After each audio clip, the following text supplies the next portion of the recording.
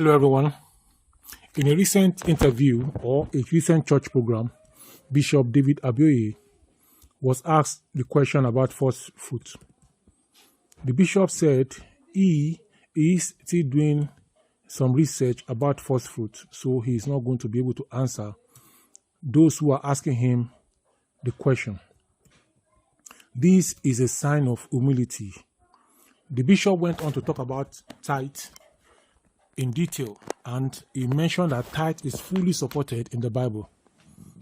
Tithe is supported in the Old Testament, supported in the New Testament. Jesus himself spoke about tithing, and where people used to refer to when it comes to tithing, that tithing is Old Testament and that Jesus did not support tithing.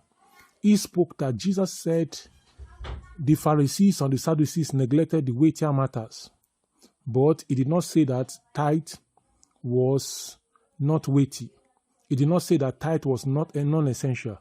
He was just scolding them and telling them to do the right thing, and he did not excuse them from tithing.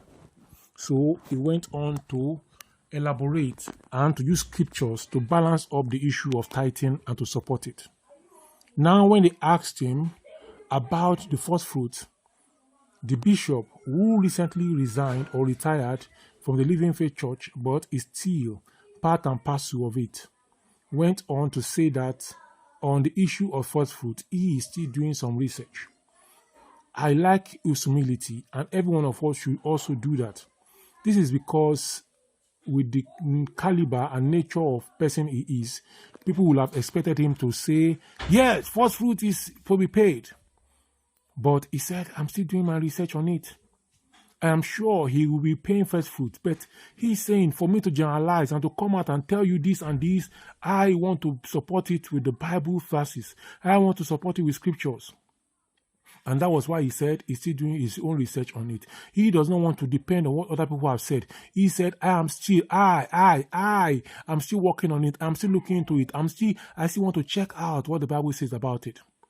The renowned pastor and bishop went on to talk about those who even talk about pastors, that pastors also should be accountable, and pastors should look at what they are doing with the tithe and the offering that people are giving to them. When people see that where the tithe is going, where the offering is going, is not going in a proper way, people will start to talk. So he went on to say that pastors should be careful and they should have the spirit of accountability, so that even when the people that are giving the tithe comes around to talk about the tithe and how their tithe is doing, they will see exactly what the tithe is doing and the offering and the giving they are making. They will see where it is going, and that will encourage them to give. Let me give you a personal example from my own church where I worship. One of the pastors that came around, they transferred the pastors almost every 2 to 3 years or 4 years. One of the pastors came around and he said that he is around now, and then he came around. All the flowers, he changed them. The painting outside and inside, he changed it. All the flowers in the compound, he changed it. He made the road that before, when we come out, when it's rainy season, everywhere you have to be careful how you go in, how you come out. Everywhere is dirty because of the road and because of the mud. But he came and he started doing interlocking from the road, from the entrance into the church onto the main road outside, so that members can come in through the main road with third road and enter the interlocked road, which the church did about 2-kilometer road or thereabout. And then people came around and said, wow, so our church can be this beautiful. People that are not giving before, they started giving because they saw clearly what money was being used for. So the bishop, David Abioye, said leaders in churches should also look into this and make sure they channel resources properly, so that it will show that they are accountable, because they are holding it forth on behalf of the people and on behalf of God.